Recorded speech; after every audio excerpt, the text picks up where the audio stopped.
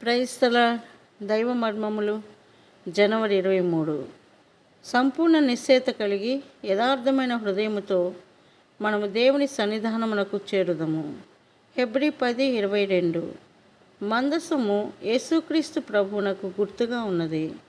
ఆ మందసము చివరికి దాని స్థలమునకు వచ్చినప్పుడు మనము గొప్ప సంతోషముతో నింపబడుదుము.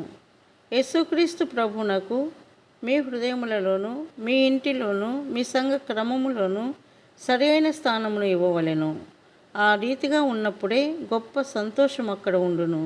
దావీదు అనేక యుద్ధములను జయించెను, కానీ వాటిలో ఏదియూ తాను అరౌనా యొద్ద కొన్న ఆ స్థలమునకు విశ్రాంతి నిమిత్తమై దేవుని మందసమును తీసుకుని వచ్చినప్పుడు ఆయనకు కలిగినంత సంతోషమును కలిగించలేదు.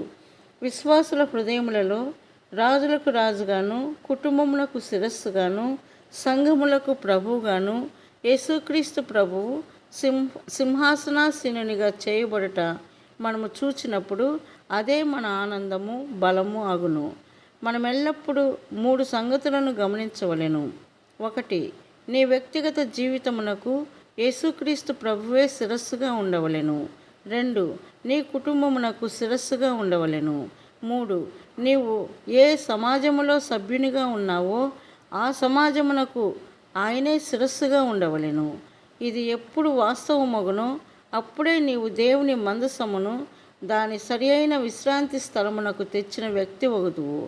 అదే మన ఆనందము. కానీ ఇది ఆ ఆనందమునకు ప్రారంభము మాత్రమే. యెహోవా యందలి ఆనందము నీకు నిజముగా బలమై ఉన్నదని చెప్పగలవా? దేవుని హృదయమును నీవు అంతకంతకు ఎక్కువగా గ్రహించగలుగుచున్నందున నీ ఆనందము అధికమగుచున్నదని నీవు చెప్పగలవా?